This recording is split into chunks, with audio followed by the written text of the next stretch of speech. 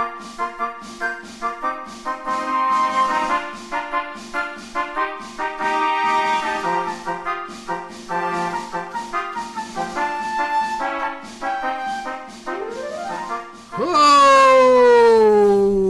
Welcome back, boys and girls.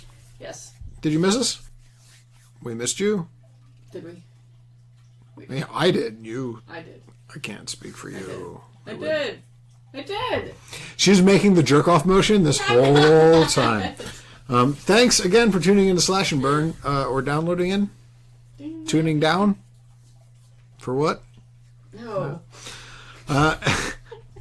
Anyway, as ever, I am Steve. And I'm Kera.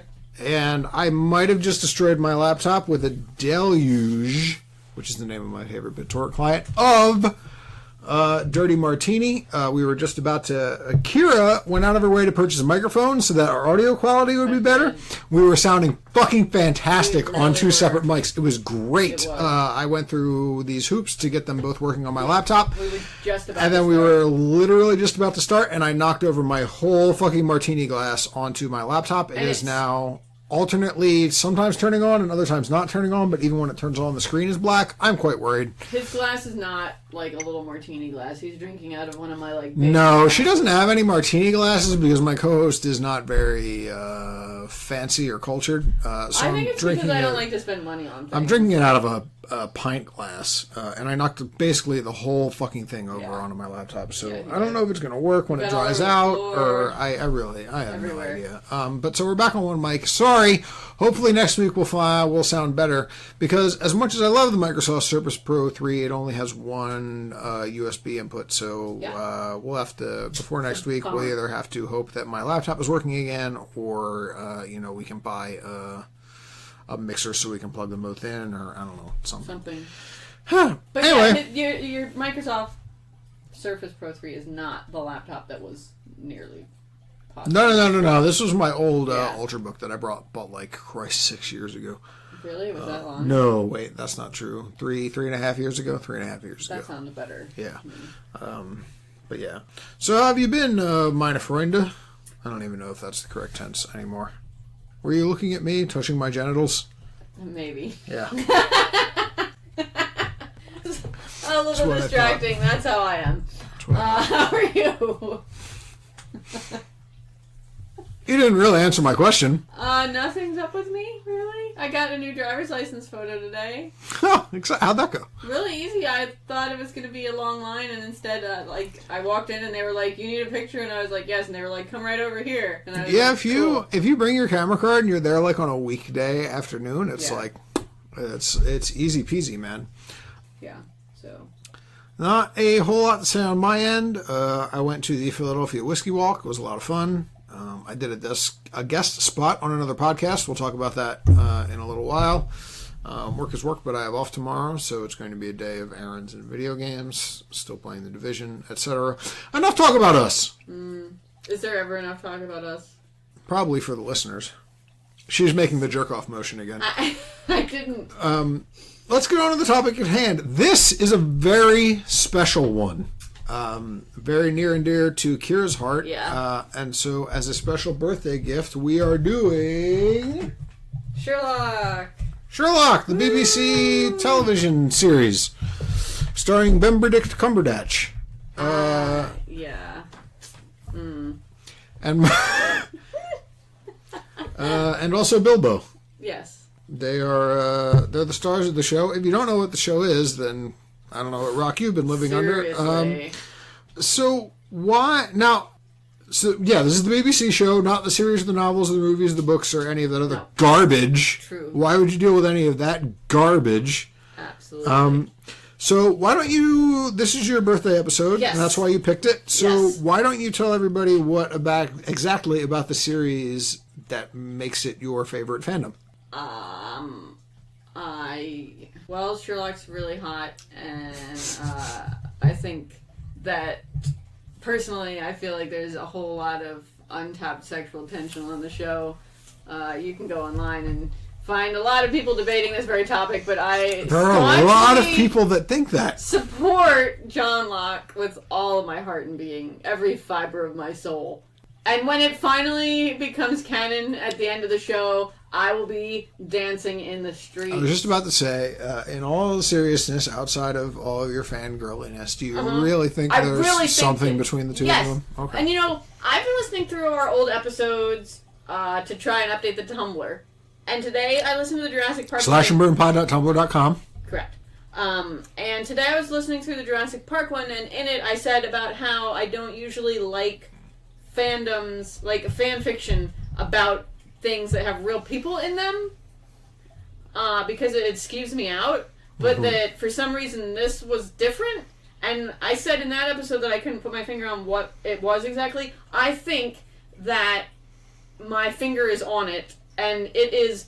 I really, truly feel that this is a thing that exists on the show and just has not been addressed yet. So when you say... See, I thought I remember that conversation too, and I thought that the point of that conversation was when we were discussing RLF, or real life fic. Well, yeah, no, that was too. Okay, but then so you don't actually mean Martin Freeman and Benedict Cumberbatch batch? No. You don't think that they're actually involved in any No, I just really think that John and Sherlock belong together. Okay.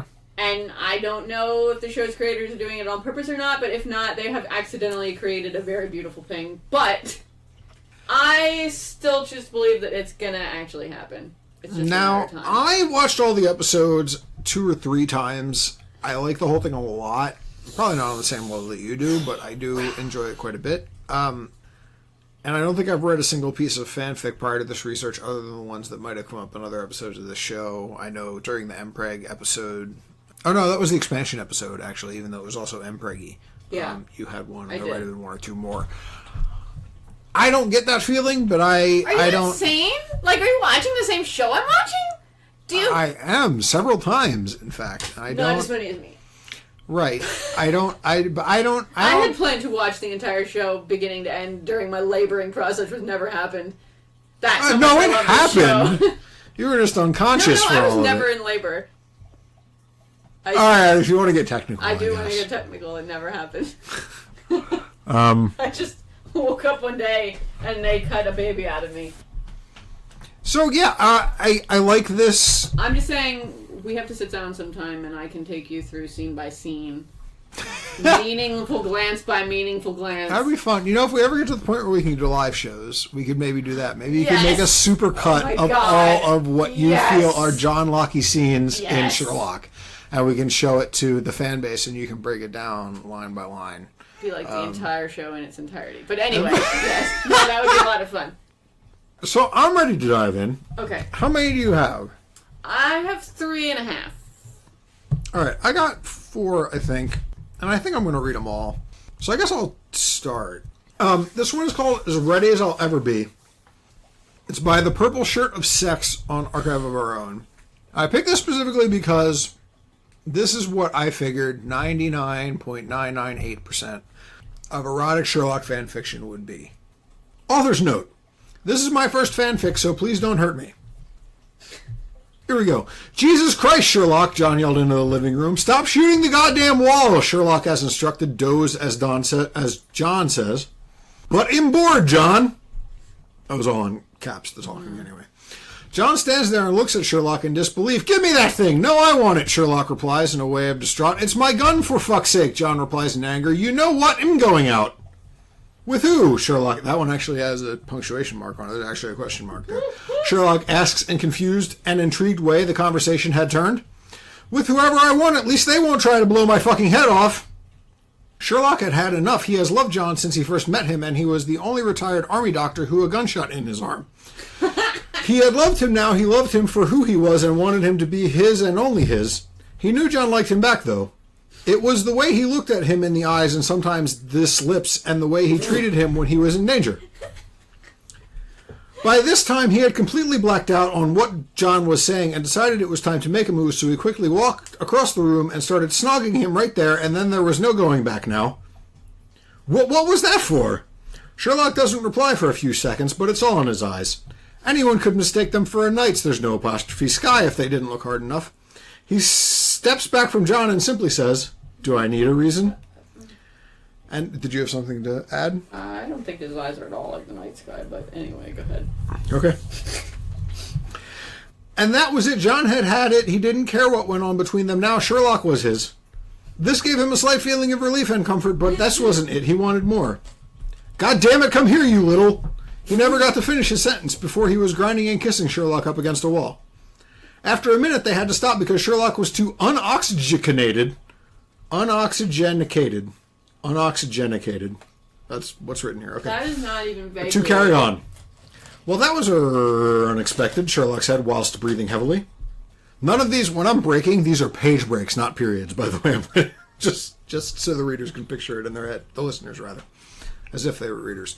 John gave him a look which made Sherlock concerned. It was a look to say, I'm going to have you so hard in bed tonight. Yeah, sure, he couldn't deny the fact that he had never thought about fucking John Watson. Everyone was suggestion, so he couldn't really push the idea away, but he had never had the sexual experience at school and college. He wasn't the most attractive of students, and he had focused more on school and coursework than his sex life.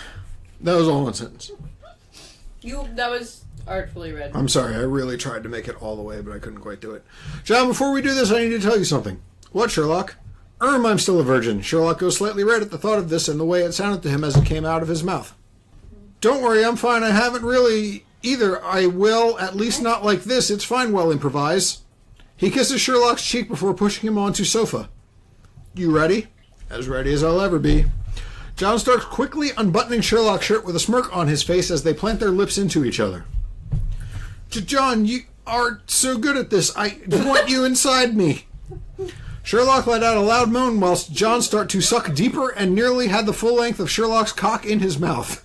It was really, there was no preamble to that at all. As soon as Sherlock was near enough close to coming in John's mouth, he stood up and looked him in the eyes. Right, you've had your turn. It's my go now. Get on your knees and suck me. Sherlock got on his knees and calmly put John's cock in his mouth and licked his head. In shock, John had a shiver sent down his spine and Sherlock began to dig deeper.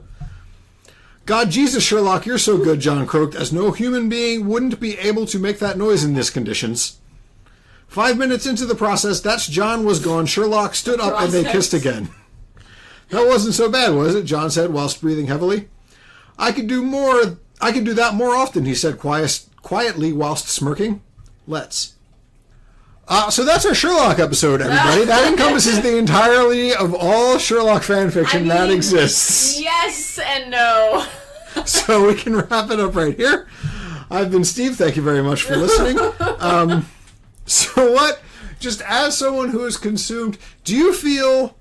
Okay, I'm curious about this because Sherlock is relatively in the length of our ancient lifespans. I'm going to be 32 on Sunday. Relatively recently yes. made. Oh, yeah. Right. And I've only started consuming it even recentlier than that. Because if you'll recall, I didn't watch it right away. Right. I don't even think you watched it till after I did, Correct. I think. Yeah, I only started watching it not too long before season 3 came out. Right.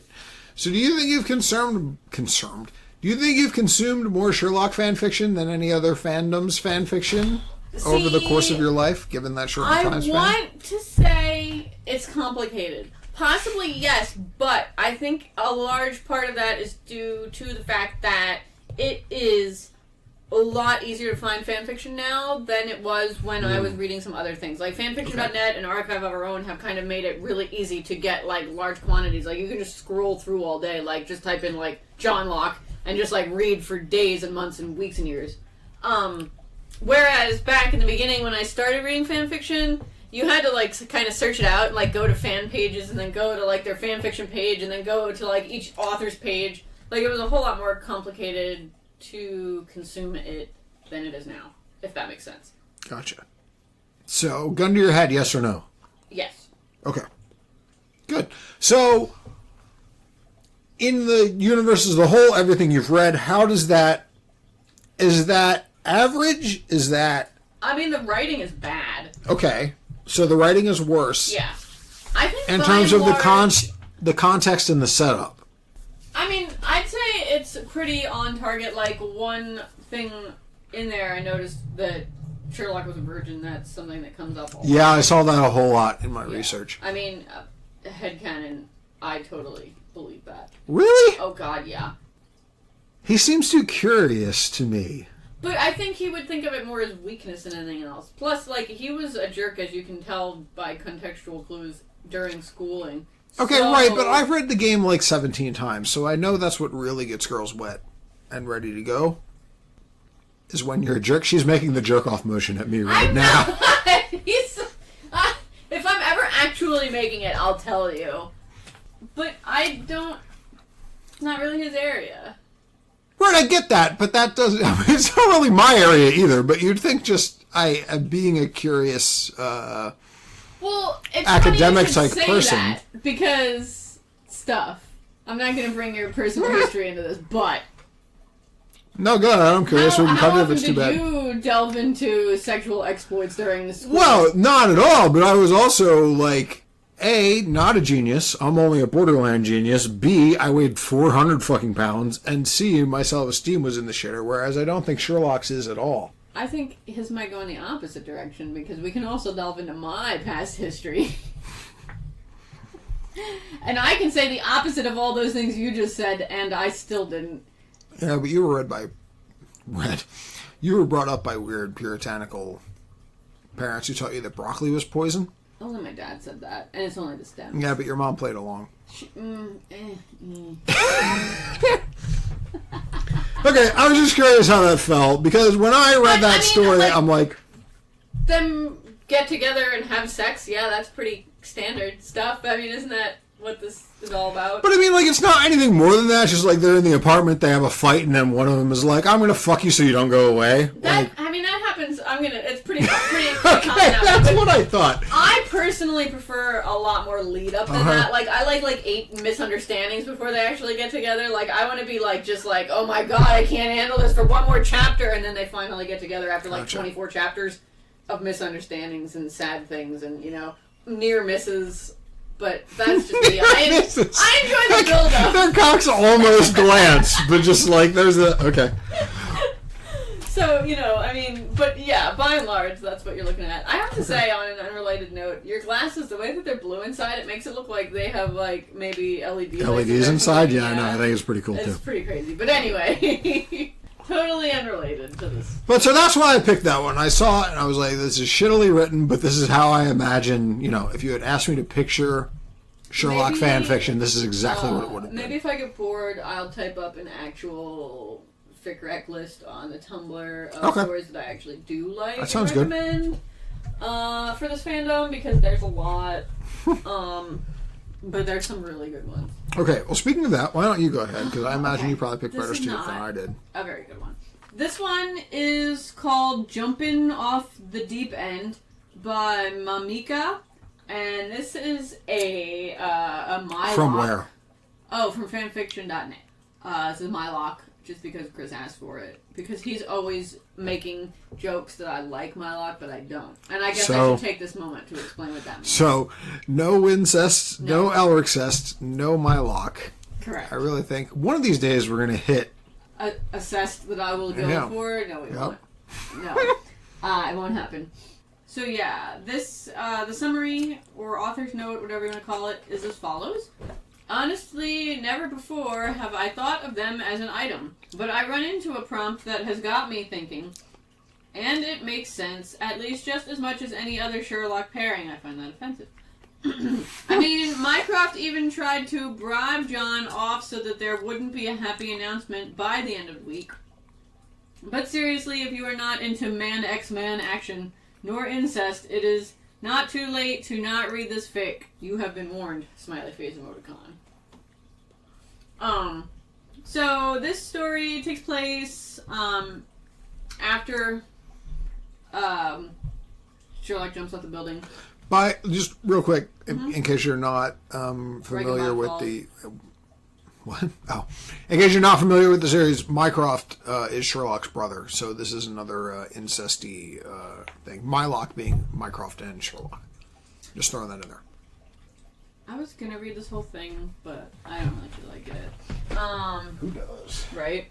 So Sherlock jumped off the building, and this is between spoilers. That happening. Sorry. Between that happening and Sherlock leaving for his secret missioning around other countries. And Mycroft is talking to him from the corner of his eye. Mycroft noticed that Sherlock bit his lip before faking unaffected again. I certainly didn't think that he would shoot his brains out like that, Sherlock said, shoving his hands into his pants pocket, having left his coat at the decoy body.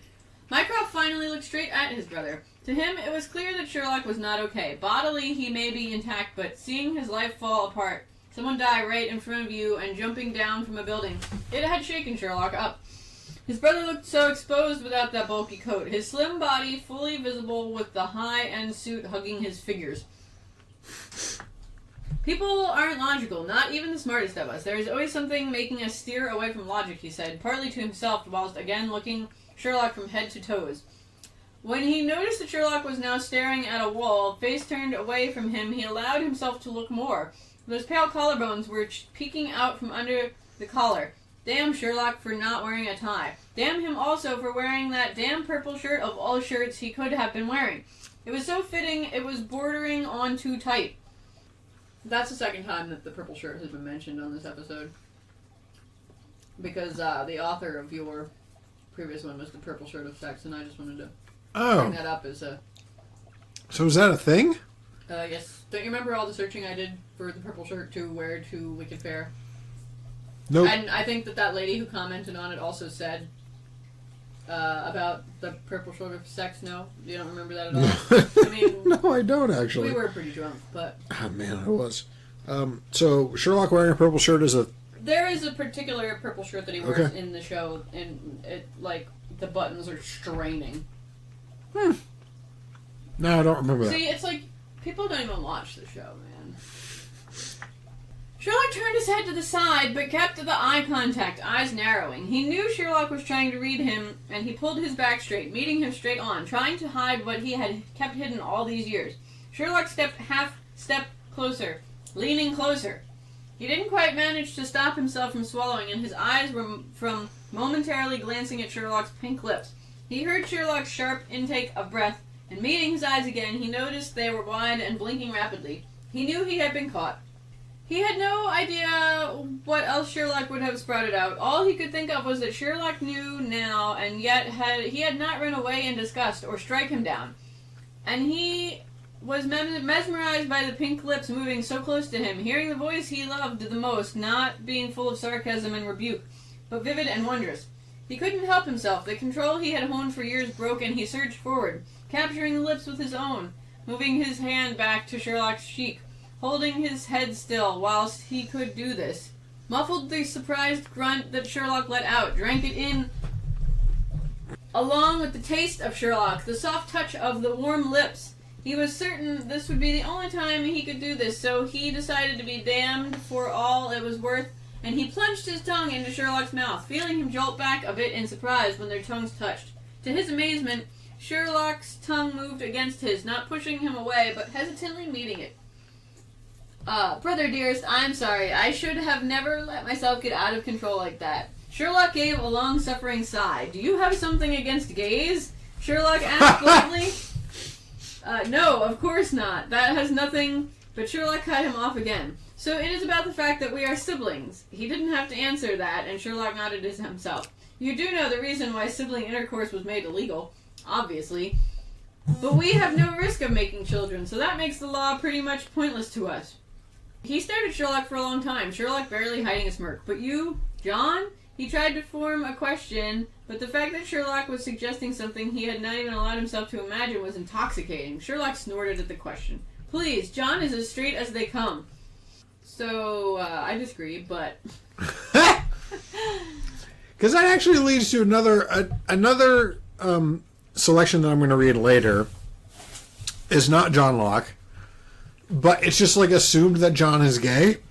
And so I was curious if in the entirety of Sherlock erotic fanfiction, if John is gay is just taken as a given. I don't think so. Like, I personally don't feel that John is gay necessarily. He's just gay for Sherlock? I prefer to think of him as bisexual. So, I still haven't decided in my headcanon whether he and that army dude who comes to his wedding had a past together. Really? Okay. I'll explain it to you some other time. That's not on here because it's too long to go into, but I can send you some links if you're interested. So they get more into it. They get back into it and start, making out, and then pants come off, and they're rubbing their manhoods together. That's a straight quote here. It actually says manhoods. Mm-hmm. I don't know that I've ever heard that in the plural before. Yep, manhoods. Manhoods together. Their manhood. I don't know. So they are confessing that they care about each other. The L word is not exchanged because I guess they're too, Lesbians? Yes. Mm-hmm. They are too stoic to say that sort of thing to each other. But anyway, that was the closest they would ever come to confession, and he was shocked that it came so soon. But when Sherlock reached up and pulled him down, kissing him with open mouth, and when Sherlock's tongue entered his mouth, he let it go. Carrying was not an advantage, but there was some good points to it too. When he prepared to push into Sherlock, he felt his brother tense under him, but he knew better than to ask if he should wait. Sherlock had always been one to rush into the deep end, so he slowly eased himself in, marveling at the hot tightness of it. Sherlock's breathing was a bit pained, so once he was fully inside, he stopped and observed Sherlock's face. See, this isn't doing anything for me. What about you? I mean, I am not into male-on-male sex to begin with, so it's a bit of a leading question, but no, it is not doing anything for me. And, of course, he starts hitting prostate, as has become pretty standard in the stories. Yeah, very standard. Yeah. His vision blurred when Sherlock arched the last time, his cum splashing all over his flat stomach, mouth open in a silent moan. This is, pretty standard stuff. That was it. One of them, it doesn't say which one, says, well, that was messy. And the other one says, next time we better do this and we're softer, because, they're on a desk. So, that was it. It's not a very good story, but it's Mylock. So it's not a thing where, I don't know how much Mylock stuff you've read. Not a whole lot. This. Okay, so I was going to ask... And one with Mylock undertones. Is it a thing where they've been doing this since they were kids, or is it always just they are now full-grown adults and this now... one and the other one that I read was that, Mycroft had always had feelings of a sexual nature towards his brother, but he never said anything about it. That's just why he's so protective of him and stuff like that. But I personally find that to be unreasonable because I think that's just natural sibling feelings, not necessarily that you want to have sex with them. And I felt that it cheapened the familial relations to say that he wanted to sex him instead of just that he cared about his well-being because he, loved him as a brother, not as wanting to do him, if that made any sense. Okay, I follow. So that was a thing that you don't care for? Correct. But you felt needed to be addressed? Correct. Yes. Mm-hmm. Okay. Speaking of Mycroft, now the rest of my selections are... Don't get me wrong. I love Mycroft. If my daughter had been a boy, I wanted to name her Mycroft, but Chris said no. But she wasn't, so it's okay. The rest of my selections are more weird than anything else, because as I trudged through the hundreds of thousands of these fucking things that are out there, I could not believe how many stories were written about this. Some of them, so I have a note in here somewhere. Let me see if I can find it. About the largest one that I personally saw. Damn, where'd it go? The largest what that you saw? Story, like the whole shebang, you know what I mean? Like, I was just looking at like one chapter of it, but it talks about how I can't find it. Maybe I'll find it. I'm coming along, but it was just like absurdly large. It was like the length of like 5 novels. Oh yeah, no, they're really big. And so there's a million of them, and many of them are That's a problem. absurdly huge. Is that I was finding a lot of good stuff, but it was like tens of thousands of words long, and I was like, I cannot delve into this right now. Right. But so speaking of Mycroft, this one also centers upon Mycroft. Its name is Budapest. It's by James Gatz, 1925, on Archive of Our Own. In this one, it's gender swap. Mycroft is a girl, and Lestrade tries to get with her, but they're both in uni. I put that in quotes because it's British. And the other thing that I thought really stood out about it was this, and correct me if I'm wrong, but this is not the way that I picture things. Boys were mean when they were teenagers. They were rude, and they only liked the obviously pretty girls who were blonde and thin. Mycroft has never liked that. Yep, double read it just to make sure that is what it says. She's always had a bit of meat on her bones. Her face has always been more round than everyone else's, but last summer she vowed to herself to begin eating healthier and exercising more, and it wasn't for anybody but herself. It was for her health. She was always fine with the way she looked and by the shape of her body, but the doctors began steering her in a direction of fitness, so she took it literally and ran. Now muscle cage is the meat. She's never thought her thick thighs could look this in short skirts, but oh how they do. What?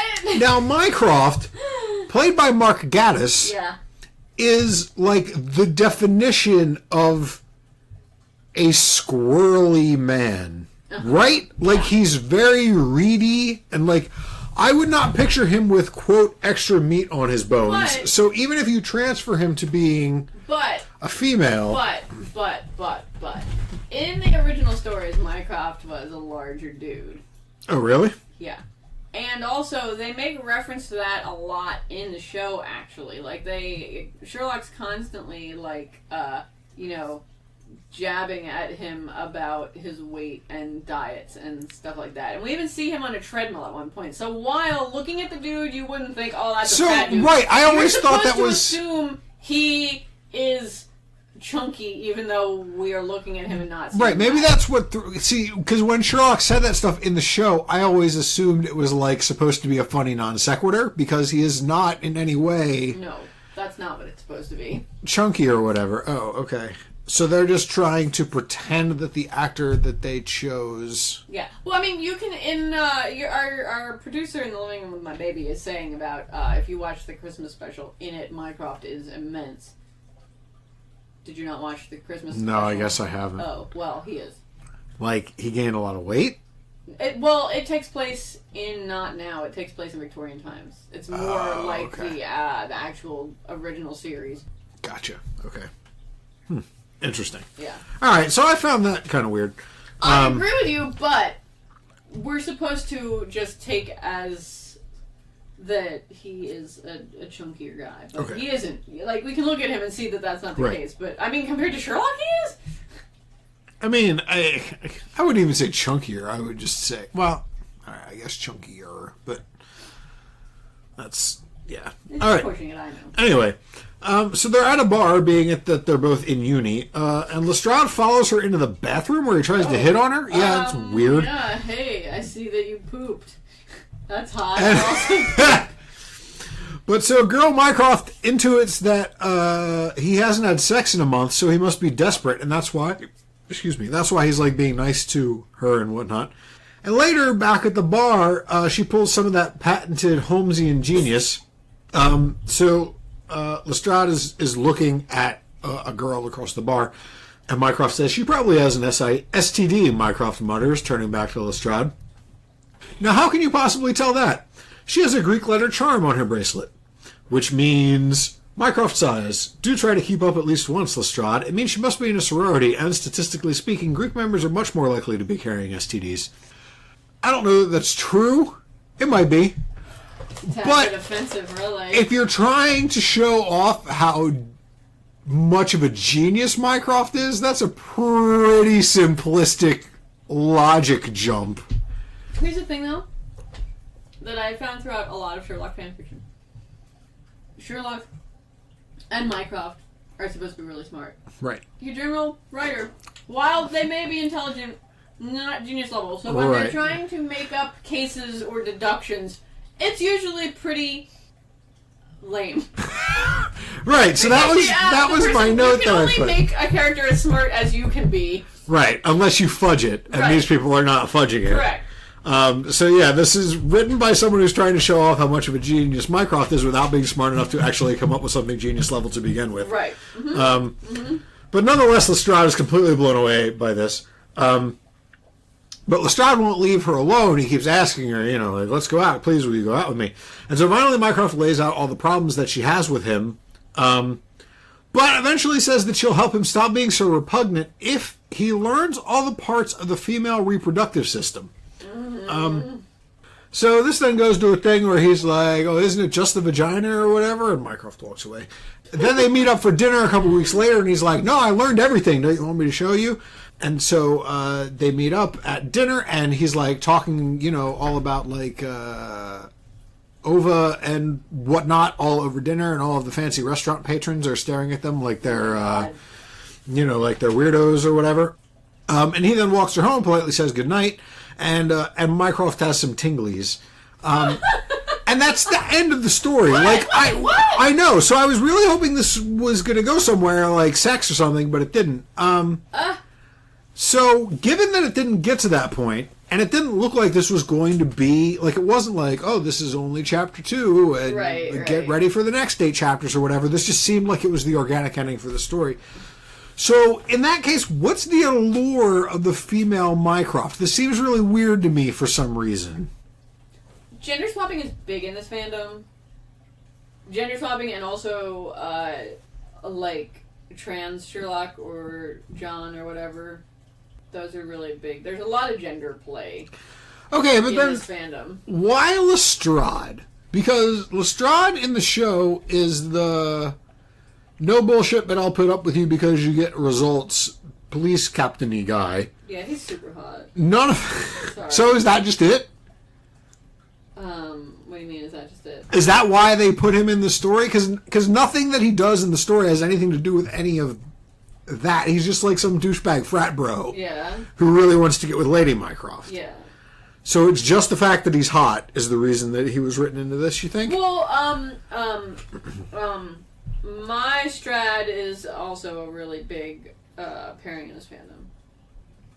As gender swap or well, not, regular, or but both? Also that, I guess. I've never read any of it because I don't care. My Strad. Like in a lot of stories, it'll be like secondary. Like the story might be Johnlock, but there's also just like background, plot going on that those two are together or getting together or whatever. I don't care one way or the other about that pairing. I don't think it's horribly likely, but it doesn't really like throw me out of it. Because the Mycroft bits are kind of Mycrofty, although, like I said, poorly managed because the author is not as smart as Mycroft and doesn't know how to obfuscate that. But the Lestrade parts didn't seem like Lestrade at all, and I thought that. So I was curious what the impetus for probably including him in there was. They are fans of that pairing.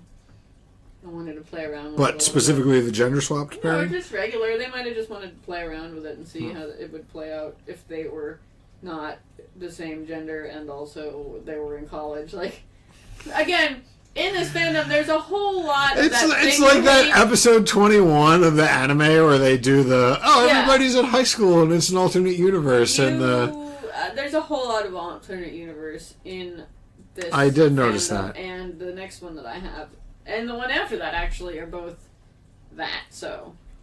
Gotcha. I tried to get some of that, but it was all, I don't know, I didn't like any of it. How many stories do you have? I've got 2 more now. Okay. I've got 1.5. Okay, so you want me to do another one, or you want to do your half? That's fine. I'll do my half last. Oh, you want to do your half last? Okay. So it's my turn again, is what you're telling me? Unless you want me to do another one. The rest of mine are all honestly pretty short, because I just wanted to bring up, because they were just bizarre, and I wanted to bring up bizarre parts of them. This one's pretty short, and I'll probably read the whole thing. This one is on Archive of Our Own, and it is called Rutting by Mommy Bird. And it is part 4 of the Northumberland series.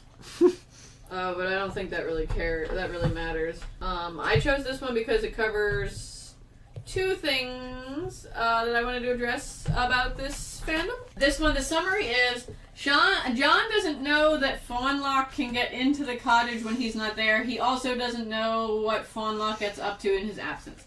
Fawnlock? Fawnlock. What's that? That is a thing that comes up surprisingly often, and it is Sherlock who is a fawn. Our producer in the living room is making a very funny face. And Steve's gonna choke on his fried rice. So like a baby deer? Here, I'll just bring up a picture for you. Because there's tons and tons and tons and tons and tons of fan art. Poor little guy.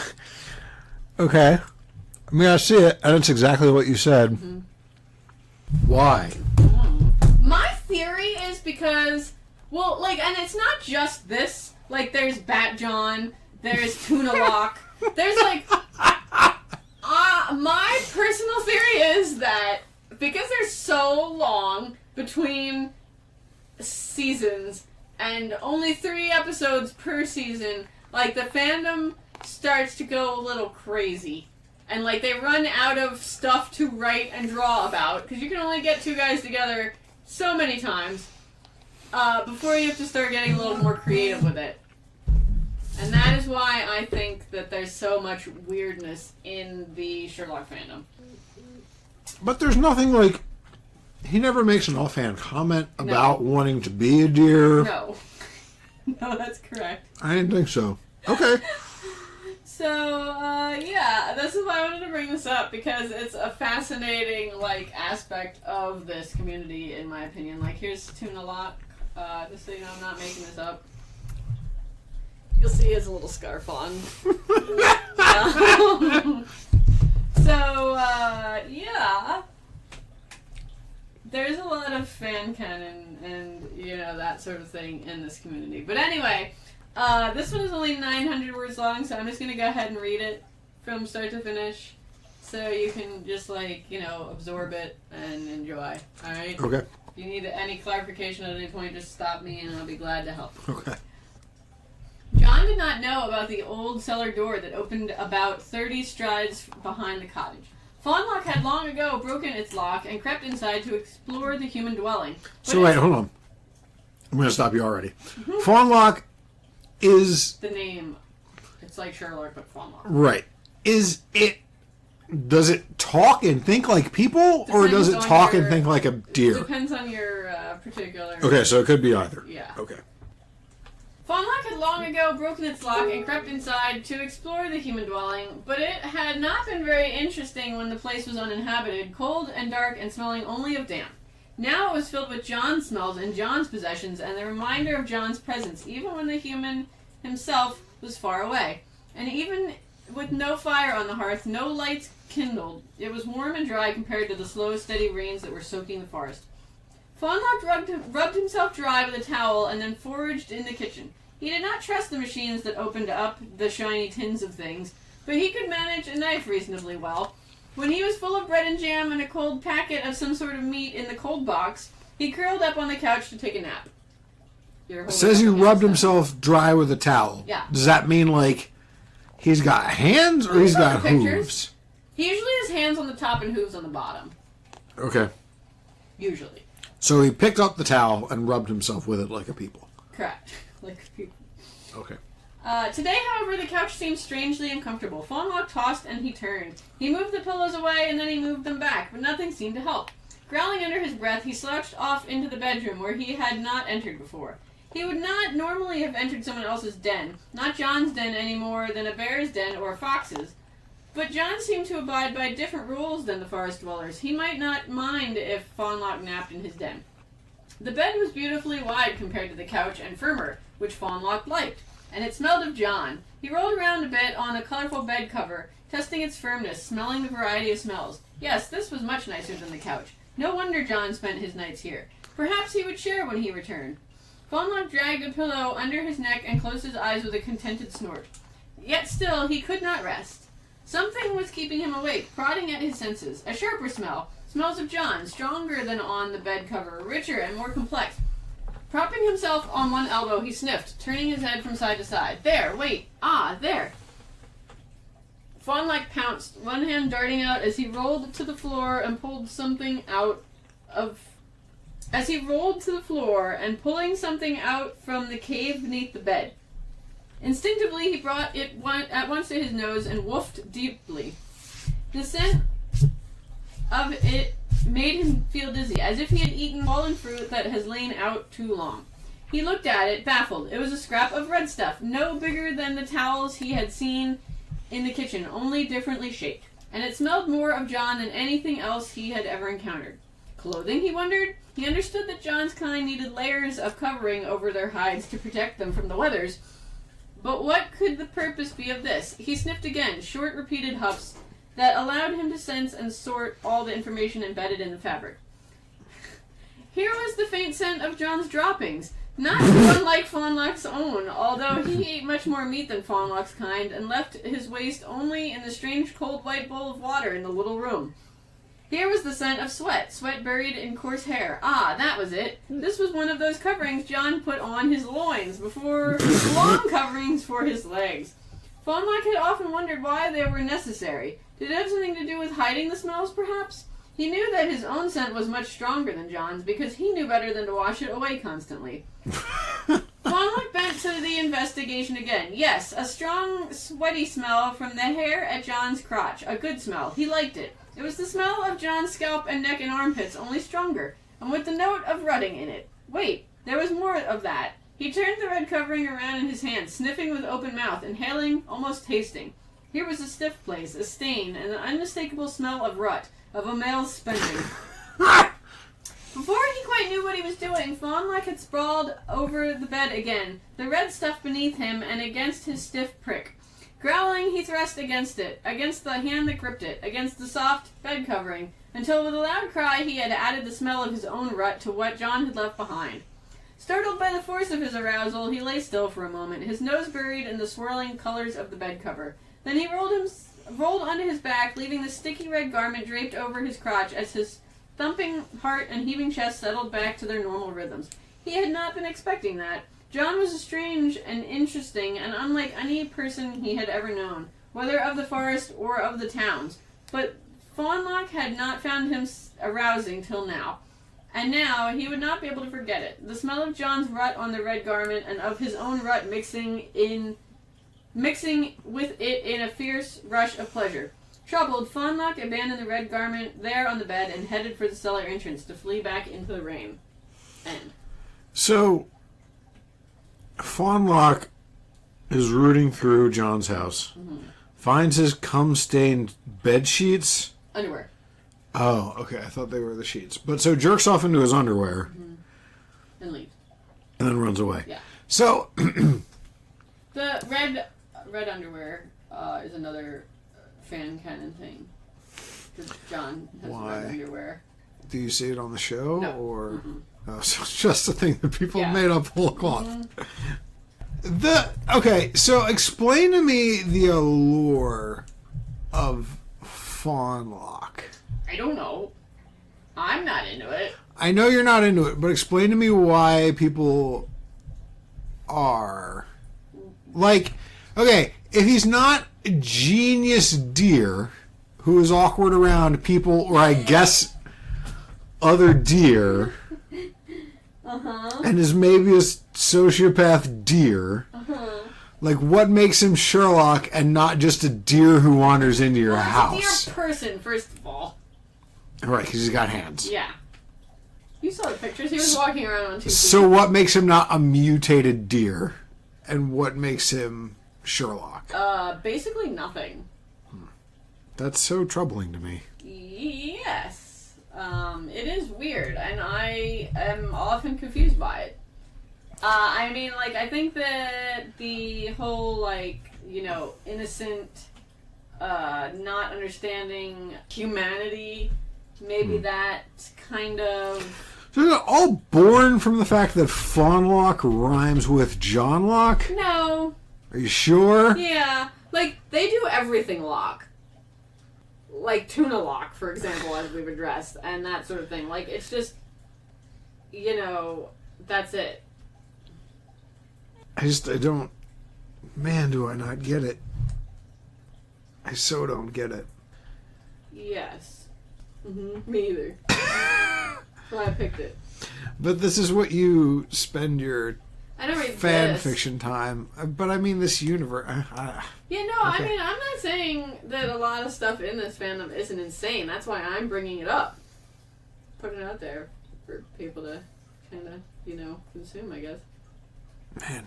Okay. It's really confusing coming into the fandom as late as I did when all this stuff is already, established. And you're like, did I miss something on the show? Like, is there an episode where but no, there isn't. You just have to kind of pick it up as you go along.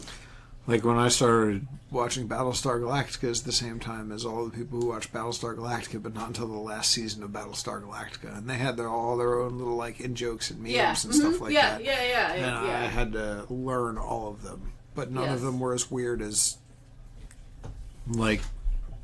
Squirrel Tyrrell or whatever. That wasn't a thing. Speaking of smells, my next selection is... I never like it when a sentence starts up. is called On Your Knees by Chosen of Ashuraha on Archive of Our Own. You'll send me links to all these, right? So I can update them. Our author summary is, Jim just looks so good with his tongue against the barrel. I'll agree to that. So Moriarty sneaks into 221B? Is that the... Oh, wow, I remember that off the top of my head.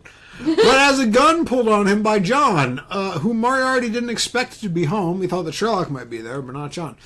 Moriarty says some really creepy shit to him, and then manages to wrestle the gun from John. And then stuff gets weirder. Smells manly, Jim mutters around the barrel. Smells like you. The gun? Flat. Thank you? I'm not entirely sure how to respond to that, Professor. Was Moriarty a professor? In the original, Right, but not in the... Not that I'm aware of. Okay. His eyes never left John's as he sucked on the barrel, cheeks hollowing as it slid slowly from his lips. James Moriarty knew all about pressure points, and John Watson's closely guarded sexuality was certainly his. The way his ears flushed certainly drove the point home. James loosed a wet moan and pulled the pistol free, saliva dripping toward the handle. "You're welcome, Dr. Watson," he whispered.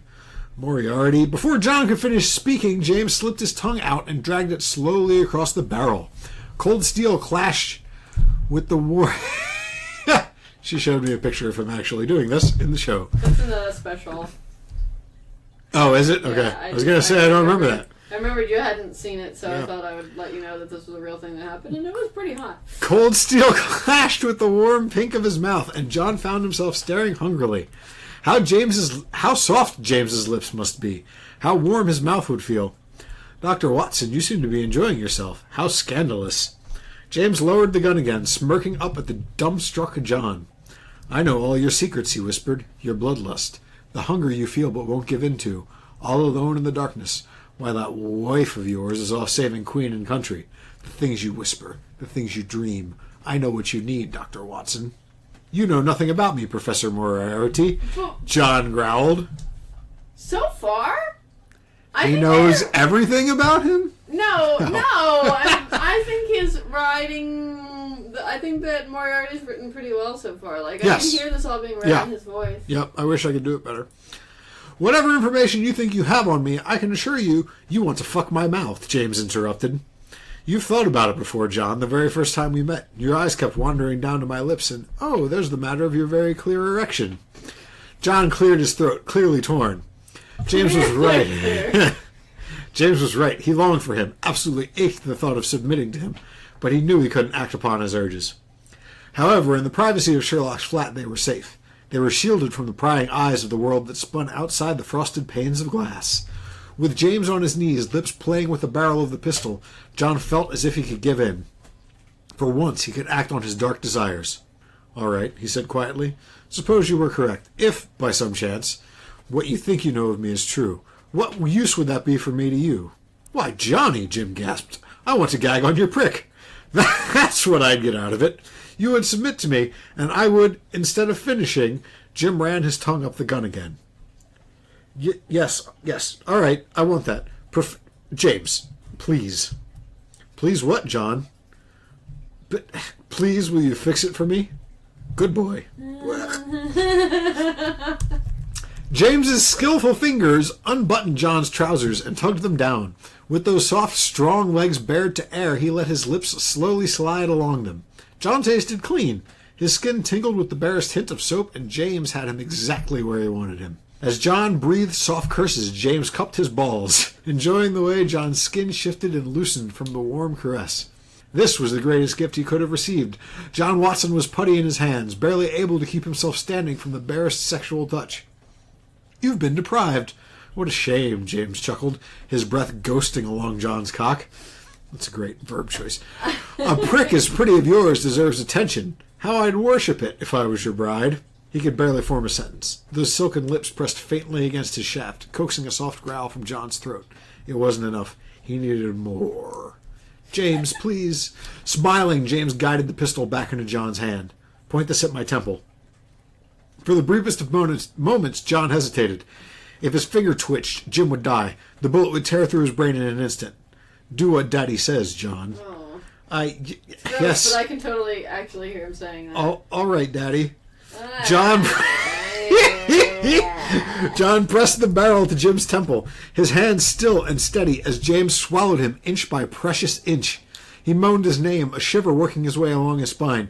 James's mouth was wet and warm, the perfect sheath as he thrust a little deeper. He couldn't look away. James's eyes were captivating, dark pits that seemed to tug on his very soul. Each slow, teasing wipe of his wide tongue drove John mad. James knew exactly what he was doing. He smirked around John's cock, that seems difficult to do, as he watched him force himself upright, legs shaking, sweat beading on his forehead. John wasn't sure he could stay standing. James pressed against the barrel and pushed himself down lower, sucking surely. He seemed to enjoy the feel of the steel digging into his skin. If John's grip went slack, he growled, signaling his displeasure. He clicked the hammer back, experimenting with James's reaction. James winked up at him and pulled back, bobbing quicker. Don't stop, please. Don't stop, John moaned, thrusting into his throat. There's that he thing again.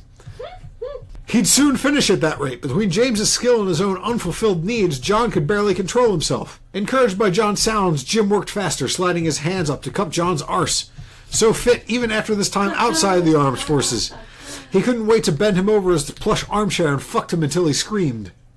Without warning, John pulsed across his tongue, gasping his name as he came. James's lips slid from his cock, dropping just the barest trace of cum as he grinned up at John. Tell Daddy thank you, John. Thank you, Daddy, John breathed. He carted his fingers through James's hair, pulling slightly. Seeing the great criminal on his knees, lips swollen and pink, thrilled him. For a brief moment, he felt like he had control. Until his fingers touches something wet and soft. What? Blood. His fingers come back streaked with blood and the slightest sliver of bone. Oh no, don't stop, James whispered. Haven't you ever wanted to poke around in my brain, see what makes me tick? John woke with a strangled scream. Gone were his tweeds and the soft carpet rug of 221B. Jim was nowhere in sight. Just John laying in the darkness beside Mary. Jim Moriarty was dead. Still dead, and he was still grieving. The end. So the gunplay was something that I wasn't expecting, really, especially considering this is a British show, and you know how averse they are to firearms, I guess, generally. So this was the one that made me question. This is literally every piece of Sherlock fic assume that John is gay and Mary is a beard. No, I don't think so. Because I think every one that I looked at was. Well, I mean, this comes back to me. Why would you want to write or read fan fiction about a thing that was already happening in the show? Like, oh boy, John's married to Mary, and this is exciting stuff. They have breakfast. I mean, it could be before they met or got married. It could be him with a different woman. It could be Mary bringing another woman into the bedroom. It could be literally anything. But like in everything, he's only attracted to dudes. But in most of those, he's still married to Mary. Is she the world's most put upon beard? Like what? I don't know. But yeah, I thought that was. I think in a lot of it. In a lot of the fanfiction work, he is gay. Like, he struggles with his sexuality. Like, he doesn't want to be gay. So he thinks that maybe if he, you know, tries hard enough, he can ignore these feelings, and it never turns out to be the case. But fuck, there was something else I was going to say. Yeah, so once the pistol came into play, and I saw at the end of it, it talked about how he felt the blood. I thought that John was going to finish his blowjob and then blow Moriarty's brains out, too, and that felt very out of character. yeah. So I guess I'm glad that didn't happen, but it would have been a little more interesting had it, I suppose. Yeah, I agree. But I like that Jim Moriarty was dead, still dead, and he was still grieving. I never really thought about him grieving Moriarty's death. I didn't either, but apparently we didn't know that he was totally wanted to throat fuck him with a gun to his head or whatever. So, but now I know. My mind has been changed. Yeah, so that was... I think Moriarty's attractive, but I don't really read about him in fanfiction. Why is that? Just you don't... Because I don't see it. Like, this isn't just that I think that these two characters are hot and I want them to do it, like I said. This is something I really soul deeply feel is a true thing. Okay. I just want to give a quick shout out before we get to another story here to... another story that I'm not going to read any of, but I was looking for some sort of crossover thing, a Sherlock X something. Oh, I was thinking about some. Whatever, but I couldn't find anything that I really liked. But I did want to mention this because I was staggered by the amount of work that went into it. There's a Marvel Sherlock crossover where, and this is the author's note, Irene Adler meets Loki Lefferson, Thor's brother, and an unlikely alliance is forged between them. It's called In Gods and Mortals, Life on Asgard. It's by Nicholas Benson 01, and it has 400,000 words and 67 chapters. Now, the standard advice for novelists is that your first novel should be between 80 and 100,000 words, which means this is literally between 4 and 5 first novels worth of this Sherlock Marvel universe crossover fiction that this guy just put on the internet for free. That, hats off, homie. That is some fucking dedication. Holy shit. So, I've got one more, and you've got half of one? I've got 1.5. Oh, you got 1.5. Yeah, okay. I said I have 3.5. Gotcha, okay. Yeah. What do you have? I thought I had 4, but I guess I only have 3. So you have none left? No, I got 1. Oh, okay. Yeah, I got 1, so yeah, go ahead. Okay. This one is, this one I picked for the, gender swapping. And also the blood play. This one is called Unclean Make Me by Philaletha. And the story is that John is a woman and Sherlock is a dude. But otherwise, the story is the same. Okay, so everything that's happened in the series still has happened, or? In that Sherlock is a detective. But like the individual John cases and stuff haven't necessarily Well, I mean, they're not really addressed. transpired, okay. The point is, John is still named John, but is a lady. And is living with Sherlock, just as roommates. And up until this point, she has been trying to not make her menstruation into a huge issue. She didn't want to make him uncomfortable. But he keeps saying offensive things and upsetting her, so she decides that this time, you know, when she has her period, she's just gonna, like, just totally be real obvious about it. So the first day of her next period, she was stretched out on the sofa with a heating pad and a package of Jaffa cakes? It's a British, you know, like a Hostess cupcake or a Twinkie kind of thing. Watching Jeremy Kyle, when Sherlock emerged from his bedroom, when he caught sight of her, he paused, and John could practically see his running mental catalog of observations adding up to a bright red sign above her head that screamed menstrual. When you said mental, I heard menstrual. No, I said menstrual. No, the first time. Oh. When you said mental. I see. Well, this time it really said menstrual. Gotcha. Yes, she said, I am on my period. If you have a problem with that, you can bloody well fuck off. So Sherlock left and awkwardly, and then came back 5 minutes later and was like, does that mean you won't come to a crime scene with me? And she was like, yeah, I'll still come. John glanced down at herself. Loose gray shorts, an oversized gray vest, no bra or socks. Her cramps were better, although not gone, and she shouldn't need to change her tampon for at least a few more hours. Let me change first, she said. I can't say that that's a thought, like, I could leave the house. How long is it going to be until I have to change my tampon? Like, that's not a thing that runs through your head with not regularity? mine. I don't know. Maybe it's just me, but I don't know. That struck me really weirdly. I would think if that were happening to me, it would be the only thing I could think of all the time. Yeah, so if I were to leave the house for 20 minutes, I would be like, am I going to have to do this in the next 20 minutes? Well, when a thing happens to you every month for years and years and years and years, it just becomes kind of second nature. Okay, right. But Like, it might be alarming and something you think about a lot the first couple of times, perhaps the first even couple of years, but after that it's just kind of like, whatever. I have been pooping for 32 years. Mm-hmm. If I feel like maybe I might have to poop in the next, 45 minutes, I will generally poop before I leave the house. Are you really comparing pooping to menstruating? I don't have anything... To what else am I going to compare it? I'm talking about a bodily function in which shit comes out of you, and you're not really in a whole lot of control of it. You can't really just stay home the entire length of your period. No, but I would plan for it. It just sounds to me like he's planning for it. He's like, should I do the tampon thing now? I guess. Or probably I'll be okay. My point was that I just thought that was a weird thing to interject into the story. Anyway. Well, it seems a very menstruation-focused story, so I don't know how weird it is. Alright. So, where were we? She was going to change her tampon. She was considering changing her tampon. Right. Regardless, that's where the scene breaks. And we go on to see Sherlock having some observations about her menstrual cycles, when they happen, what she craves during them. Like, he finds this whole thing very fascinating. Does she prefer one brand of tampons to another? He wants the data, right? What do cramps feel like? So you can kind of see where this is leading up to, maybe. Can I have some? If you want to make it yourself, then be my guest, John said. She didn't look up as she carried the used tea bag to the rubbish bin. Sherlock hadn't responded to any of her texts all day, and now he was home. He expected her to have tea waiting for him? Honestly, she thought with a scowl, there's still water enough in the kettle for another cup.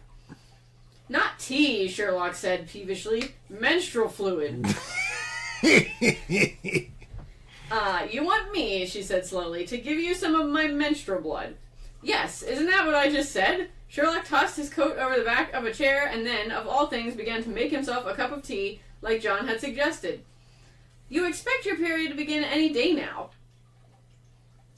Oh, please, he scoffed when he caught sight of John's expression. It's perfectly simple. I found the packaging for a panty liner in the bin in the loo this morning. Just one. The bin in the loo. And we've been flatmates long enough I know what that means. Not to mention I can smell it on you. So not only do you go through my things, John said, baffled and a bit horrified, but you go through my rubbish as well. Wonderful. Cheers for that. And I'm sorry, did you say I smell? Don't be ridiculous. I said I can smell it on you. There's a difference. So he wants the menstrual blood so that he can, look at it under microscope and see what's in it and all this crap. And so, because this is a fan fiction about menstrual blood, John says, yeah, I guess so. And Sherlock brings out a bag that he had brought with him, and inside is a menstrual cup that he had purchased, and he wants John to collect her menstrual blood. Wait, Sherlock had preemptively purchased a menstrual Correct, cup? Okay. Yes, for her to use to catch the menstrual blood. So Sherlock gives it to him, and John's like, alright, fine.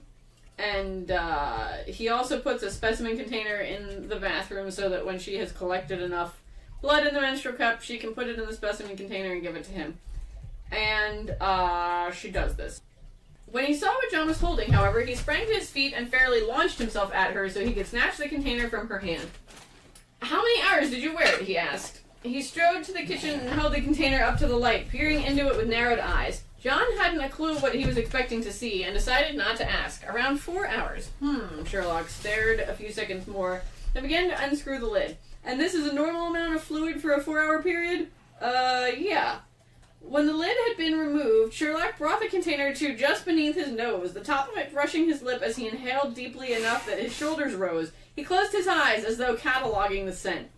John hadn't decided what to think about that when John lowered the container and dipped the tip of his index finger into the deep red fluid inside. Just a dab against the surface, enough to gather a drop of it, which he brought to his mouth and licked off.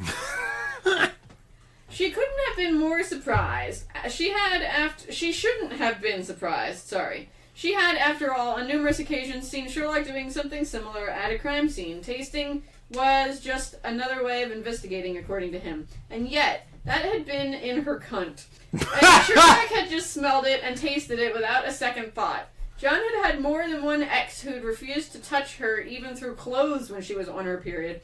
And Sherlock had just licked a bit of her menstrual blood from his finger and now stood with his eyes closed again, brow furrowed, considering the way she tasted, possibly even memorizing it. Desire bloomed in her gut. She felt the first tingle of it between her thighs. Bugger. This wasn't what she needed right now. Utterly oblivious to her dilemma, Sherlock went for his microscope, busying himself with locating a clean slide in the disaster of a kitchen table. Right, John said awkwardly. Well, if that's all, then I'll just, Sherlock ignored her and she left the room hastily. So, you look like you might have something to say? There's more. She referred to her own thing as a cunt. Correct. Is that a thing that women do generally? I haven't, but, I mean, I don't really swear, so I don't know how, Like, that seemed very out of place to me is all. Not having one, I guess I don't. Well, I mean, I don't, but again, I don't really use Yeah, words like I that. guess I'm So asking with the that wrong example, person. Yeah, ask me. Listeners, write in. So we cut scenes, and she wasn't going to do it, she told herself resolutely. She wasn't going to have a wank while she thought of Sherlock. Do you refer to it as a wank? No. I was really thrown by that when I was reading through this the first time. He was her friend, her flatmate, her colleague. He was married to his work, uninterested in her, quite possibly asexual, and to think of him like that seemed wrong. So John watched porn clips on her computer and made herself think of the people in those, think of random fantasies, think of her favorite exes, while she lay on her back and touched herself through her knickers. However, by the time John came, on her stomach and biting the pillow, it was Sherlock's face in her mind, his tongue peeking out of his lips as he licked her blood from his fingers again and again. You look like you just had a thought again. No, just trying to take it all in, man. This is the John and then her is really, really throwing me a lot. Like the John came on her stomach, like that sounds like someone else. Yes. It's really throwing me off. Well, I mean, I think that's kind of weird to begin with, but it's not how I would do it. Seems awkward, but anyway. So when she goes downstairs the next morning, Sherlock is still at the microscope. The only sign he'd moved all night was a teacup by his elbow, an empty teacup. Was it the situation, Sherlock said without raising his head, or me? John wondered if he'd been talking to her when she wasn't in the room again. I'm sorry. He sat back, looking remarkably alert for having stayed up all night, staring into a microscope. After you gave me the specimen container, something aroused you. Which was it? The idea of someone dabbling in your menstrual fluid, or that it was me doing it? John inhaled sharply. Of course he'd noticed. Could nothing happen to her without it being immediately obvious to Sherlock? Dunno, she admitted. After all, there was no point denying it. Sherlock made a thoughtful sound and returned to his microscope. Interesting, he murmured again, adjusting the focus. The same as me, then. For just a moment, John was certain she'd misunderstood. Not because she couldn't believe that Sherlock was capable of spontaneous sexual arousal, but because she couldn't believe that he would admit to it, and without even being asked. What the bloody hell, she boggled, am I meant to do with that? This was a thought, not a word, not a said out loud. Nothing, apparently. The silence stretched longer and longer, and Sherlock seemed not to expect a response at all. And, well, that suited John just fine. Sexual attraction didn't have to mean anything, did it? She was happy to ignore it. Can I have some more? This time, because there was a precedent, John understood immediately. You'll have to wait until next month, she said. Sherlock was standing at the window, poised almost artfully with his violin at his side. It's mostly just discharge now. He cocked his head. Discharge, he echoed, drawing the syllables out rather than just asking for clarification, as he was wont to do. Can I see? John said, taken aback. No, just because you've a sudden interest in menstruation doesn't mean my body is your new playground. So, he's still interested, extremely interested, and he wants to do more, experiments with her blood. So, when her next period comes, he shows up in her bedroom, because it happens at 5 in the morning, and apparently he knows this somehow. You said I could have another sample of your menstrual fluid, he said. John hadn't forgotten exactly, but neither had it been on her mind the last few weeks, aside from the memory of Sherlock licking her blood from his finger, which popped up more often than she would have liked. Give me a bit, she told him. I'm not really up to moving just yet. Sherlock's lip quirked down. You're in pain. John snorted. Well spotted. She clutched the heating pad more firmly to her abdomen and saw Sherlock's eyes follow the movement beneath the bed sheets. That reminds me, he said, seating himself on the edge of her bed, which was odd. Is it true, he continued, that orgasms can help relieve the discomfort of menstrual cramps? Menstrual? Sorry, John stared. Genuine and utterly non-sexual curiosity, or a sudden and absolute rubbish attempt at a come-on? What she thought she knew about Sherlock was telling her one thing, and her instinct was telling her something different entirely. Depends. They can. Sherlock nodded once, curtly, and pressed his lips in a thin, tense line. If you require any assistance in that endeavor... John could feel herself gaping like an idiot as the truth of the situation dawned. You can't be serious. Sherlock winced, actually physically winced, and was off the bed and striding towards the door by the time John realized she'd just accidentally been a bit of a tit. So John apologizes for being so terse with him, and Sherlock says that he's got a thing for menstrual blood, and apparently John does too.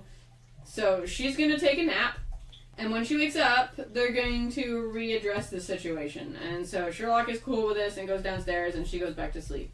When she wakes up in the morning, her cramps are better, and she goes downstairs to talk to Sherlock. And of course, one thing leads to another, and they head to Sherlock's bedroom. Of course. So John asks if Sherlock has any condoms. Sherlock's response was an exaggerated grimace. Intercourse? No. Dull. Will that be a problem? John savored the first shiver of arousal between her thighs. No, certainly no problem at all. So they decide to go without any sort of protection, and John suggests that perhaps they should get a towel or something to protect his, crisp, clean white sheets. And he says that's not necessary, and it occurs to her that he is super into the stain mess that this is going to cause. Yeah. Just wait. So, she takes her clothes off and he starts touching on her. She's still wearing her underwear. Sherlock brought his hands to the very top of her thighs and, when John widened her stance in plain invitation, slipped between them to rub her through her knickers. No, she realized after a moment, he was feeling her pad through the fabric. Running his fingers quite deliberately along the edges of it, getting a sense for the shape of it and how she wore it. And that was strange. Not unexpected, she supposed. This was Sherlock, after all, who, for all his genius, rarely seemed to have space in his brain for more than one thing at a time, and became infuriatingly single-minded as a result, but very, very strange all the same. It should have put her off the idea of sex, probably. It didn't. Here, she said, and began to ease her knickers off her hips and down her legs. She bent to retrieve them from around her feet and offered them to Sherlock. But he barely paid them a glance, accepting them with an impatient huff. His first two fingers lightly traced the length of her labia. The touch tickled vaguely, made her want to squirm, which was difficult when she was standing. Then he stroked more firmly, more slowly, and that felt much better indeed. Oh, John sighed, swaying towards him. Her knees felt weak, and her cunt began to throb, to get wet. She raised one knee to the bed beside Sherlock, opening herself even more, and with a wide-eyed, rapt expression, Sherlock obliged and dipped the very, very tip of his forefinger inside her. She didn't immediately sink down and impale herself all the way to his second knuckle, but it was a near thing. She'd never liked being teased when one of her partners put themselves just shy of where she wanted them and made her beg for it. But she had a feeling that wasn't what Sherlock was doing now, so she held back, toes curling in the carpet, and let him explore. For several torturous seconds, however, he did nothing, just stayed with one fingertip barely stretching her cunt around it, his mouth falling open in something like awe. And she's like, you have done this before, right? And he's like, no, I haven't. And she says, okay. She's actually kind of turned on by the idea that he's never been with anybody before. Your muscles just tightened, said Sherlock, now peering curiously into her face. You like that I'm inexperienced. Bloody right she did, a 34-year-old virgin. If Sherlock put his cock in her, he'd probably last a minute before he lost himself, clinging to her, overwhelmed and moaning helplessly. John could ruin him, utterly spoil him, and more than that, he wanted her to. He'd come to find her. Fucking hell, of course she liked it. Just a bit, she admitted, wanting to kiss him again. Was she the first to do that as well? So, Sherlock has stopped talking, and he's looking in surprise. And John realized almost immediately what had distracted him. She felt the awkward surge of blood from her cunt and glanced down to see a drop of red sinking into the carpet, followed by another. Several more began to trickle down Sherlock's hand to his wrist. So John is like, Mrs. Hudson isn't going to like this, but Sherlock is too distracted to even care about her joke. He rubbed his fingertip in little circles around John's entrance, looking positively enraptured at the sight of the mess he was making. So, John budged Sherlock back gently until he fell backwards onto the bed, then propped himself up on one elbow. His blood-smeared hand hung awkwardly in the air, as though he wasn't quite sure what to do with it. She climbed on top of him, one knee on either side as she hovered over his lap, untucking his shirt from his waistband and smoothing it down over his trousers. He was hard, his erection tending both the shirt and trousers rather conspicuously. Oh, Sherlock moaned, as John lowered herself into his lap. His cock nestled nicely against her bum, and she didn't have to look to know that blood was blooming on Sherlock's stark white shirt where she was seated and leaking on it. Ew. I know, right? So he's like rocking against her and moaning. Shh, she said. She wrapped her fingers around Sherlock's wrist and brought his bloody hand to his mouth. He sucked his first two and messiest fingers obediently between his lips. Good boy, John told him, rocking against his cock to reward him. He whimpered around his mouthful, and her clit ached at the needy little sound. Do you know, I learned to masturbate by squeezing a pillow between my legs. Haven't done it in years now, but imagine the mess I could make on one of yours if I did that right now. Oh, God. Sherlock gasped and arched, rubbing his prick whorishly against her bottom. Would you like that, John asked. He nodded, looking lost and desperate. Of course you would. Then you could lay your head on the stain every night, or every night you slept anyway, and smell me, think about me. Maybe you could suck at the pillowcase to get a taste. Sherlock's head fell back, and he groaned low and long around his fingers while he grasped uselessly at the duvet with his clean hand, thrusting frantically and helplessly as he came. John's stomach swooped as she watched him make a mess of his posh, expensive pants. The things she wanted to do to Sherlock, she realized, were numerous and filthy. So he offers to pleasure her orally, but she says maybe some other time. She'd rather he uses his fingers, and I understand that. I mean, have you seen that guy's hands? So... I guess I didn't realize that he had particularly large... Is large? He's got, like, those long, bony fingers that I love so much. You know how I feel about hands. You made a whole Tumblr about it that one time. I did, but those are also just very large hands, so I wasn't sure exactly what... Yeah, they were really large hands. Alarmingly large, you might even say. She pulls the blankets out of the way and lays in the middle of the bed so that she'll make the most optimal staining. She didn't even have to reach for Sherlock before he was joining her, inserting himself between her spread thighs and bringing his hand between them to toy with her vulva. Look, that word totally takes me out of it. I know it's accurate and all, but it's weird in a sex scene. Really? I don't know. It's like too clinical. I don't know. I might be alone in that. He said, watching his own fingers pet along her outer labia before dipping past them, stroking just below her clit. You're wet. John grinned. Yeah, that happens. Here. She brought his fingers to her... Yeah, that happens. He brought his fingers to her cunt and gently coaxed two of them inside where she was aching for it. Sherlock gasped like he'd been hurt and seemed mesmerized by the sight. Wait, did it actually say he or... Oh, wait, Sherlock gasped. Okay, yeah. never mind. So, she shows him where the G-spot is, and he's like, gets her off, I guess. Well, I mean, he does. I don't guess it. It's totally true. she felt another surge of blood or wetness or both drip from her cunt down her arse to the bed. She lifted her head again, suddenly keen to see Sherlock's reaction. She was somewhat taken aback by the amount of blood. It almost looked as though Sherlock had been stabbed. The patch of red on his white shirt was so large and so dark, and John's own thighs were smeared all the way to her knees. While she watched, Sherlock removed his fingers from her pussy, leaving her empty and sighing, and held them up for his perusal. They were coated in blood, dribbling on the sheets. So, like, it goes on that way. Lots of blood everywhere, and it's a mess. And I could read more, but I'm sure you've gotten the point by this point. It's a lot of blood everywhere, and it's gross. It is. It doesn't go anywhere other than that. Just a whole bunch of gross blood. Yeah. You know, Gotcha. There's handprints all over the place. And Ew. It's gross. Yeah. Huh. Yeah. So I thought that was interesting, not only for the gender swapping, but also because this is the first time I've come across this whole menstrual blood thing. Really? Yeah. But again, I don't read a whole lot of fan fiction involving any women, so that's not surprising, I guess. Fair. Yeah. I don't know. Straight sex just doesn't do it for me. I mean, you know. That came out. No, I don't. Please elaborate. Yeah, no, I mean, it just, I don't know. I don't want to read about it. It's boring.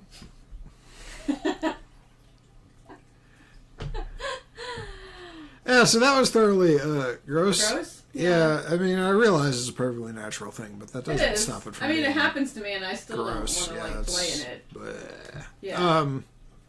So you have a half left. Do you want to close with it, or do you want to do it now, and I'll close with my last one? It doesn't matter to me. Either way's fine. I'm indifferent. So what do you mean by half? I mean, it's... When I said that I wanted to do a Sherlock episode, I wanted to feature this story, and I wanted to... Well, yeah. Because it was one that was on, like, a fic rec list that I'd been going through, and I started reading it, and I was like, well, this is kind of not really my deal, but I'll keep reading and just see where this goes. And then, like, it went way further than I was comfortable with, and, like, I sort of started skimming it because it was grossing me out too much. But, like, that was before the Naruto thing happened, so now when I went back to it, I was like, yawn, like, this is nothing anymore, because I've been totally ruined by that horrible war story. So, yeah, so I still wanted to bring it up a little bit, but I don't want to, like, read the whole thing or anything like that. I just, yeah, that's where I'm at with it. Alright, so you don't have a feeling about whether you want to do it last or not? No. I can do it right now if you want. If you think yours is a good closer, I can. I mean, mine isn't gross or even sexual. It's just bizarre. I'm fine. No, I didn't find any of that. If I'm fine closing with it, if you wanna do your next thing. Yeah, I'll do my next thing just really quick. Because I found it interesting that it no longer really... When you had mentioned about one that you had to stop reading before because it was too gross, I was curious if it was that one that you were just reading or not. No, it wasn't that one. It was this other one, which is called To the Last Drop. Sounds like the same thing. Well, see, that's how I found this one. The one that I just read, I found by looking for this one that I wanted. A short You synopsis, wanted it so bad. Yeah, not quite. A short synopsis of this story is that there's some sort of parasite in this, so I guess it's an AU in that aspect. Does it cross over with Parasite? I don't know. With Parasite. Oh, you mean that anime? No, it's not that. And so basically, there's like this parasite, and here, I'll just read what the story says about. Stage 1 is contamination of the individual by airborne strain, a single host deemed the carrier. So, stage 2, contamination of a group. The original carrier orally passes the parasite into the bloodstream of another. Former hosts, deemed vessels, wait to be bitten again. The parasite is passed among an increasingly tight group. With each new occupation of a body, it develops and further converts that body into a more suitable environment. It goes after the immune system and the nervous system first. The earliest signs are sensations of localized heat, followed by jaw pain. Waiting vessels experience chills. Stage 3. The carrier becomes unable to transmit the parasite and becomes a permanent host. The parasite can now reproduce in its modified environment. The vessels wait nearby. Stage 4. Outbreak. The permanent host kills all remaining vessels. Fresh parasites enter the corpses and continue reproduction. Each corpse produces a variation on the strain. When the corpses begin to burst, the strains become airborne until encountering a new carrier. The permanent host of the original parasite continues the killing spree until killed or dying of exhaustion. So, during a case, John comes upon a girl in an abandoned building, and she looks like all like cut up and beat up and horrible. And he's like, oh my god, like, how can we help you? And it turns out, of course, she has this parasite, and she bites him. So he tells Sherlock, and Sherlock's like, well, let's not call, emergency services. Let's just take you home and test you and make sure you have this. Well, of course he does. And he locks John away in his room to try and figure out, like, some way to fix it. But, of course, John gets loose and bites him. So now they both have it, and they're transmitting it back and forth to each other as the stages... I know, Look, I didn't make it up, all right? Transmitting it back and forth to each other. That was what, stage... What did I say? Stage 2, yeah. Former host deems vessels wait to be bitten again. The parasite is passed among an increasingly tight group. So, with each new occupation of a body, it develops and further converts that body into a more suitable environment. So it keeps switching back and forth between the two of them. So they're like, just biting and like drinking each other's blood back and forth, and like they start cutting each other to get more blood, and it's just like super skeeved me out at the time. And I mean, it's still kind of gross, but again, it's got nothing on that gore story, so I just don't even. John cuts. Skin parts, blood wells. Here a trickle, there a drop. Red obfuscates the clear lines of his making. There are many lines among the scratches, never too deep, never too close, never too long. His hands do not slip. His head may spin, the room may rock, but his hands are utterly in control. His right hand presses against the back of Sherlock's neck. Stop arching into it. Go faster. John doesn't. Sherlock's back continues into his front, skin wrapping over muscle and bone all the way around. There is angle and pressure and speed. There are hisses and gasps, and none of them are from John. John makes them louder regardless. John kneels next to him. John leans over him. John sits across from him. They move together, John to take a better angle and Sherlock to offer one. Undamaged skin is hard to find. Sherlock sits up while John considers the undersides of his arms. I wish we could start from scratch, John says. Swaying, Sherlock blinks his eyes open. Oh, you mean a blank canvas? Yeah, John says. I also wish you could see your back. Take a photo. With what? My phone. Where is it? I have no idea. Never mind. I can feel it well enough to piece together how it must look. Then he goes to his forehead, because that's one of the only places that's still uncut. Go ahead, Sherlock says, and John can't bring the knife so close to Sherlock's eyes. Sherlock closes them, but the worry remains.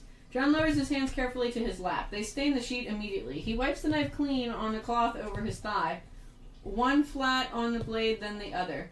Beneath the sheet, his own skin is frozen.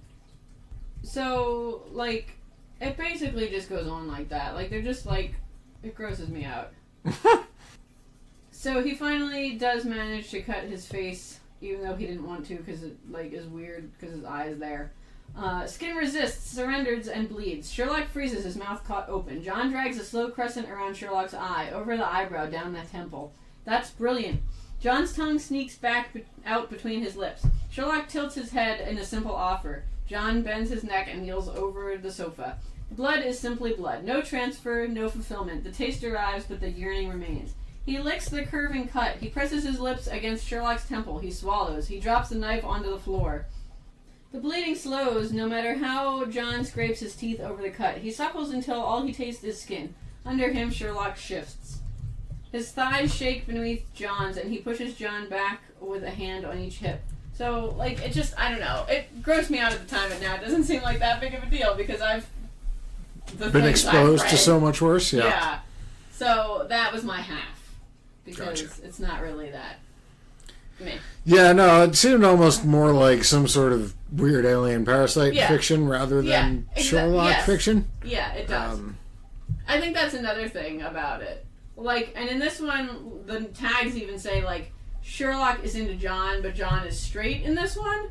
So, like, the only way he's having, like, feelings and wantings about Sherlock are because this parasite is making him want to eat him. Like, it's not sexual for him, and that also kind of skewed me out a little bit.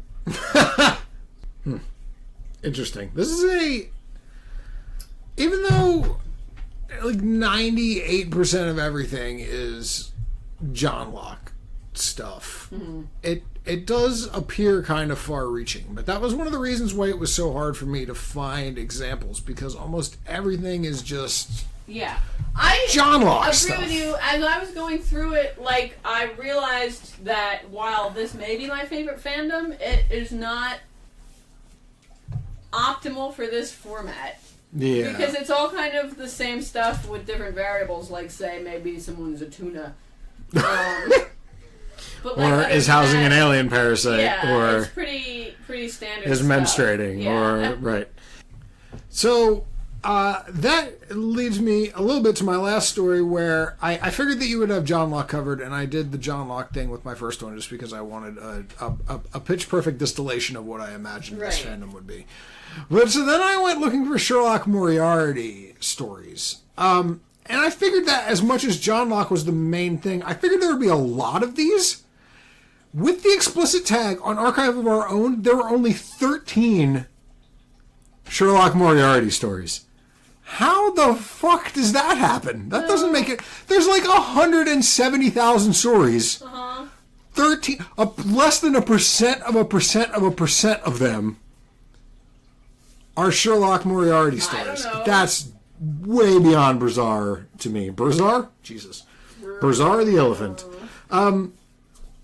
So this one is very unfinished. I get you. Okay. Sorry, it took me a minute. My last one is very unfinished, but I had to pick it based upon the sheer weirdness of the setup. I really hope this continues to be written, and I'm so intrigued by where it's going to go that I'm totally going to check up on this and hope that it continues on for more than the 3 chapters that are currently written. It's called And What If I Said No? It's by Mrs. Sarah Holmes on Archive of Our Own. So Moriarty's back after faking his death, spoilers, and he knows that he has to get Sherlock for good, and he has to get him as good as anyone can get anyone else. So he comes up with a plan as he's on the bus, and he gets on the bus, and he sends Sherlock a text, and he's like, "Did you miss me?" Like, XOXOJM, or whatever. And he sends this to Sherlock, and he tells him to meet him at the subway station in 15 minutes. Sherlock is working in the lab at the time, but he gets the text and he immediately knows that he has to go, and he can't tell John. Of course not. He's just got to go by himself and figure out what it is. And he knows that Moriarty has some sort of plan because he's Moriarty, and it has to do with killing everyone in the tube somehow, because that was the only reason that he would invite him to, like, come meet him in a tube station or whatever. But he gets there, and Moriarty's waiting for him. "What is your game?" Sherlock asked seriously. Jim simply shrugged and grinned. "Do you want to marry me?" All the blood drained from Sherlock's face. He could feel his breathing stop and his heart miss a beat. He knew he had heard right, but what was that for a game? Sherlock shook his head, frowning. Before he could speak again, the consulting detective had to gulp and clear his throat. "Marry you? Of course. You're a little daft, aren't you?" Jim asked with a soft voice. "We're so alike, you and I. Marriage is the next step, you know, for ordinary people." Sherlock clenched his fists and jaw. "We aren't ordinary. And that's exactly where the fun begins," the other whispered, a dark sparkle in his eyes. Jim straightened up and grinned as though nothing had ever happened. Sherlock was aware that if he chose to refuse the proposal, a disaster would ensue. "And what if I said no?" he asked. The consulting criminal just sighed and tilted his head to the side, observing him for a while. "You'd be boring. Oh, and all the people here will die, along with us. I won't tell you all my plan, but John Watson is in it too. If you say no, they die, we die, and he dies too." I'm not going to bother you with details, because I didn't feel like writing them. Jim's voice was dripping with venom, so I realized I read that wrong if his voice was supposed to be dripping with venom, and his gaze was drilling into Sherlock's. Upon hearing John Watson's name and part of Jim's infernal plan, Sherlock stiffened and held his breath. "Ah, now I've got your attention. I'll reiterate my question. Do you want to marry me?" Sherlock quickly went into his mind palace, exploring all the possibilities, consequences, and solutions. opening doors and closing others. He figured out the best way to tackle this huge problem. Shaking lightly and forcing his voice to be even, he uttered the single word that would dreadfully change all of his life and future. Yes. Perfect. I knew you'd come to your senses, said Jim, with a smile and a dark sparkle in his eyes. That was easy. He spun on his heel, hands in his pockets, ready to leave. Oh, and don't think you can escape me after the wedding. I know you wouldn't dream of it. Tomorrow at Bale's, 10:30 a.m. Private ceremony. Ciao. Jim glanced over his shoulder and shot him a malicious smile before walking away nonchalantly. Sherlock stayed frozen on the spot, staring at the devilish person disappearing into the crowd.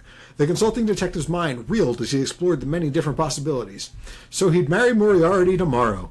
Not that he believed in marriage, unlike John, always having found it useless, as it involved several restrictions on one's life and sentiment. Knowing his arch-nemesis, there would be no more to it than it appeared. There would be more to it than it appeared, Sherlock's heartbeat increased and he clenched his fists. He couldn't lie, he was both excited and apprehensive of Moriarty's return. It implied complications, but a whole new game on another level, too. Would they live together like common couples? That was probably what the consulting criminal meant by forbidden escape. Now this was a major problem. Sherlock already dreaded the fights and the quarrels. He gulped and sighed. Moriarty had planned his first move carefully. Sherlock had indeed sacrificed everything to save John Watson and the people he didn't even know, like the criminal had expected. It irritated the consulting detective to the highest point. Sherlock gritted his teeth at the thought and whirled around, his coat slapping his calves. And to say he had given in, it left a sour taste in his mouth. Despicable. However, he shouldn't focus on his own emotions. He had a wedding to prepare for. As for John, Sherlock would have to find a better way to shake him off. That was the hardest part, yet. If the consulting detective and the consulting criminal were together resulted in faking their own deaths, Sherlock didn't want to know what would living together be like. A disaster, he thought grimly, and quite the experience, too. As much as he was looking forward to it in the only way he could, Sherlock somehow knew it could go wrong. Oh, so wrong. And then there's a little bit more where he goes back to the flat and John's like, there's something weird with you. And Sherlock's like, no, there's nothing weird. I don't know what you're talking about. By the way, you can't come with me tomorrow when I go do this thing. And that's pretty much it. And then he leaves. Yeah, and that's where it ends. I want this to continue so much. What a weird fucking setup. Where is this going to go? When was it last updated? Is it still semi-recently, yes. Okay, maybe it'll still update. Yeah, I'm really hoping to. Yeah, me too. I'm super legitimately curious in this. Everything I've heard tonight, this is my favorite one. I know. Yeah, just what a... like. How funny would it be if that was season 5? Season 4. Yeah. I would laugh. I would watch it. If that was the whole reason Moriarty came back. What if Mark Gatiss read this fan fiction and he's like, wait, scrap all that shit that we did. This is where we're going now. Immediately. Or Moriarty is holding Sherlock hostage in betrothal. Wouldn't... I just... Yeah, it'd be good. I'd watch it. I'd watch it. If you had a show that had a huge fan base like this, wouldn't you like go on Tumblr and see what people were saying about it? I don't know. That's a hard call because I think first of all, the internet's a horrible place. Yeah. And second of all, I think you can turn into it too hard. Like, I think at this point Supernatural has turned into it too hard. Yeah. But I mean, I get it. I think it's better for them to just go their own. I would think if I were them, I would try to ignore most of it because I wouldn't want it to leak into. What if you found someone whose idea was better than yours? That's what I would be worried about. But see, that would be the other problem. Then if you do that, then you open yourself up to like lawsuits and like all kinds of. There's a real danger to letting your community and your audience dictate the kind of things you do, right, as Blizzard is learning this week, for example. But anyway, yeah, I found that such a great setup that was not fleshed out nearly enough. I mean, it was ridiculous and adorable, and I don't know, that's why. I want to know what the motivation is Yeah, I know, right? I really want to know where questions. this is going. I'm afraid, though, that it's going to suffer from the same problem as the female Mycroft episode, where the guy writing this isn't nearly as smart as the guys who actually write Sherlock, so whatever devious plan Moriarty has... I'm not going to tell you what they are. Or that, or it's some dumb fucking thing, or it's... I mean, I don't even know what it is, but I do want to know. I will be actively checking for updates on this. Please do, because I really want to know. I'm real curious. How it's going. So any parting thoughts as we leave your self-professed favorite fandom? Just that I think this fandom is better to enjoy as good stuff, because the bad stuff isn't that bad in any way that's interesting. Yeah, it's very homogeneous, it seems. Like, it's all the same, like, 4 relationships. Like, for a while I was looking for some Irene Adler / Molly, what's her name, stuff. Oh my god, I can't remember her last name. But Irene Molly stuff. Yeah. But it was really pretty boring. Like, there's no... Like those are the 2, like, most... I shouldn't say worthwhile. Those are the 2 most, like, noteworthy women on the show, and they're both, like, very tertiary characters. So, like, there's almost... So, in this fandom, more than any other that we've done, I would say the dude-on-dude centric thing makes a lot more sense, I guess. Well, I was going to... Molly Hooper. Hooper, that's the one. I was going to try and do a Sherlock story, as they call it, which is Sherlock and Molly.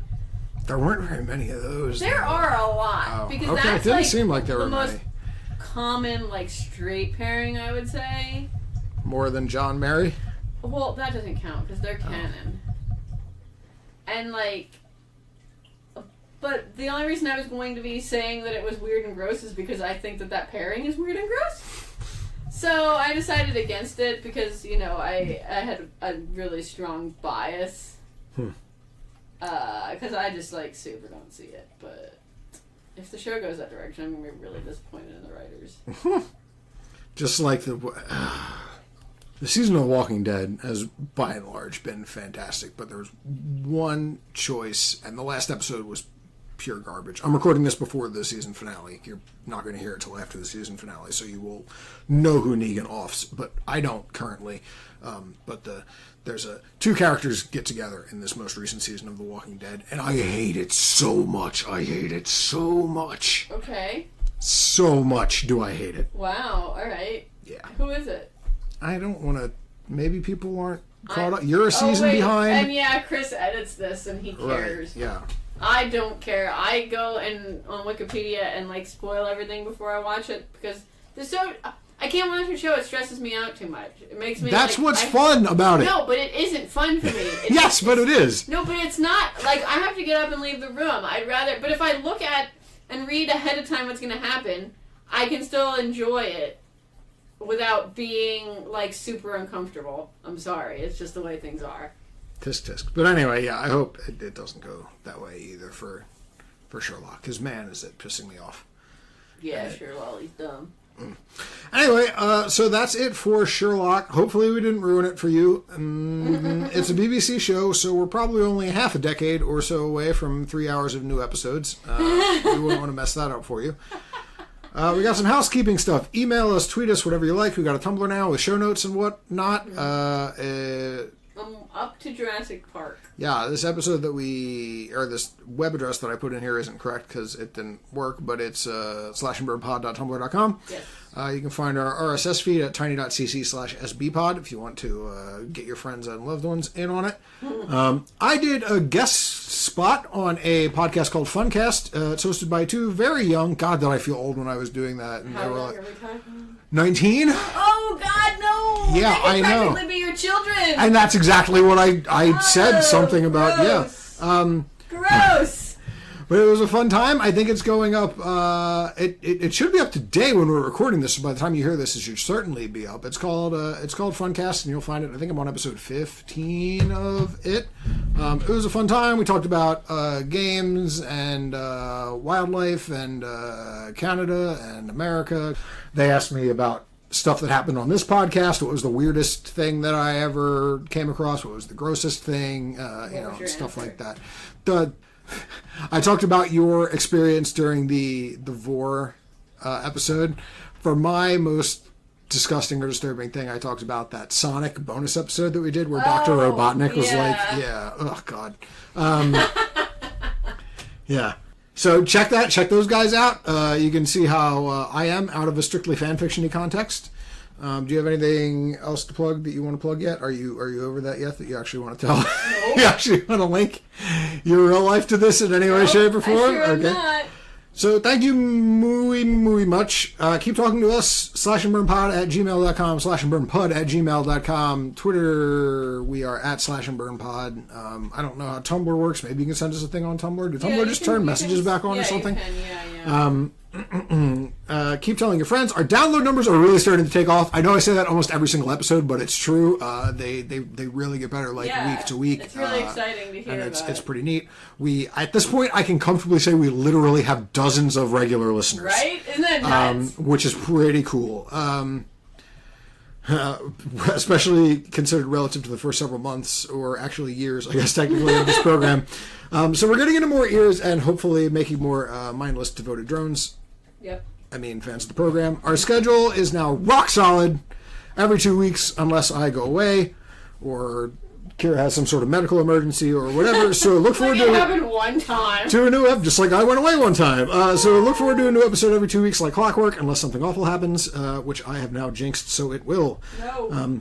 Thanks to those of you who have left iTunes reviews. We've gotten some more emails that we have responded to. Specifically, I remember one from AJ Junj. I hope I'm saying that right. I'm sure I'm not. He complimented our laughs. So that's, suggested Transformers as a topic, which sounds fantastic, and we are absolutely going to have to do shortly. Thank you, AJ. And this last one makes me feel awful, but I'm bringing it up now because not bringing it up anymore is not going to help at all. No, it's not. But a long time ago, we mentioned how disappointed we were by the lack of magic in Harry Potter fics that we had stumbled across, like sexy magic, you know what I mean? An entire universe that seems primed for sexy magic. And we asked for, suggestions or even stuff that our listeners might write. And our super fan, maybe first fan, Haley, wrote some shit and sent it in. I read it to the crew. You read it aloud to us before this episode, and it was. I don't want to ruin it because I got to talk to her and ask. Maybe if she wants us to read it, we can do a bonus episode where I read it out loud. If she would rather keep it private, or if she wants to, post it on fanfiction or AO3 or her own thing or whatever, she can certainly do that. I don't want to take that decision out of her hands, but I will say it takes a weird, unexpected turn, but it does a great job of actually using the magic of the universe in a way that makes sense. Exactly. It was pretty much exactly what I was looking for. Pretty please, tell your friends, talk to us. We love fan interaction, and getting new people into the show is awesome for you because you'll have someone to talk to about it, and for us because we get to watch those numbers go higher. Thanks for listening, everybody, and we love you. I'm going to try a signature sign-off at the end of the episode until I find one that works. So I'm Steve. And I'm Kera. And here we go, first attempt. Keep your stick on the ice. No, that was from the Red Green Show. Can't use that. Snowballs for everyone. Nope. That's just the way it is. Yeah, I was going to rip something directly off of Rick and Morty, but that doesn't seem fair. Grass tastes bad. No, I'll keep working on it. If you've got an idea for a signature sign-off, send it to us. I'll probably say it, even if I think it's terrible. We'll give it a shot and see how it goes. Anyway, thank you for listening. We'll see you in 2 weeks. Bye, everybody. Bye. You're waving. I waved. I waved because I'm that guy.